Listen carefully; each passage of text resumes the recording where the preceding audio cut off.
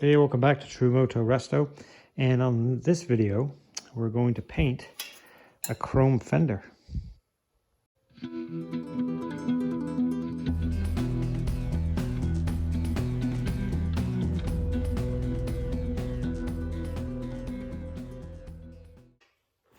So like I said, the plan for today is to paint this Honda RC166 front fender. So it's off my buddy's bike, and if you don't know what the Honda RC166 looks like, I'll see if I can find a picture to put up in the video. It's a vintage 6-cylinder 250cc race bike. My buddy has one. It's a replica, and he would rather have this fender silver to match the fairing silver, and my plan is to paint it for him. And in order to do that, obviously you can't just paint right over top of chrome because it'll just peel off. So the plan for this is I'm gonna sandblast it. That way I can really etch the chrome finished, so stuff will adhere to it properly. And then in order for everything to make sure it really sticks well, I'm going to epoxy coat it, and then once the epoxy is done, then I can prime it and paint it in silver.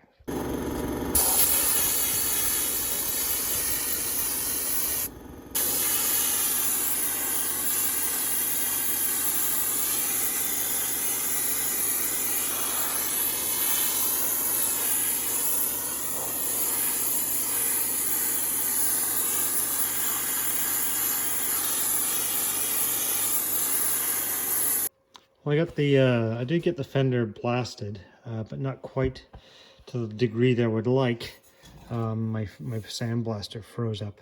It was about -10 outside, and I guess with I have a smaller compressor, and of course it runs more frequently when you're using something like a sandblaster, so that generates more condensation, moisture, and then that just kind of freezes up in the gun, and then you really don't get anything. So I've given it sanding with some 220 as well, but I think I may end up going over to my buddy's place who's got the paint booth. He's got a much larger compressor and a bigger sandblasting unit, so I might end up going over there and giving it a shot over there. The fender all done. A little bit of sand in there, yeah, so that looks okay. And this is the homemade blaster that I was using. It works really, really well. And this hood keeps the sand from getting in your ears and everywhere else.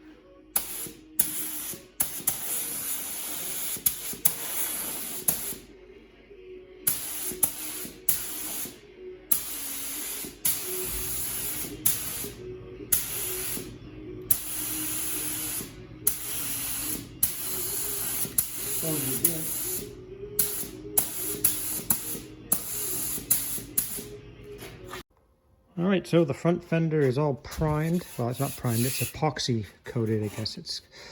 So there is one small dent in the top here. So I have to fill that, and then I can sand that and then hit it with some primer. and then that will be ready to paint. So yeah, fairly straightforward. It should stick pretty well now that it's been sandblasted and epoxied. That should be quite durable. All right, so the epoxy was only basically 24 hours old, and theoretically you don't need to scuff it or sand it until it's more than 48 hours since you put it on, but I did give it a very light scuff with a Scotch-Brite pad before I started to prime it. So not necessary really, but I did it anyways, just because I want to make sure that the adhesion that I get here is decent.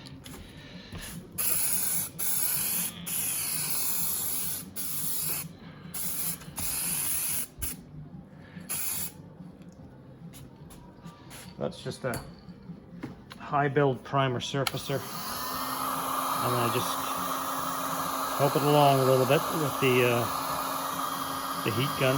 Not too close, just enough to help it dry off a little bit.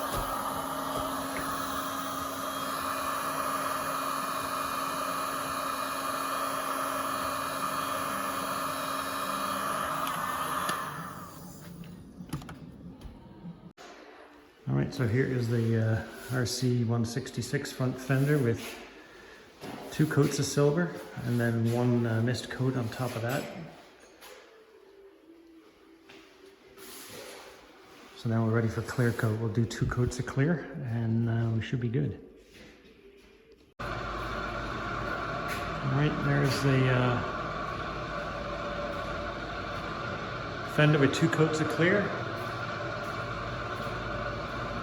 So that should do it. So thanks for watching. Please like, share, and subscribe, and we'll see you in the next one.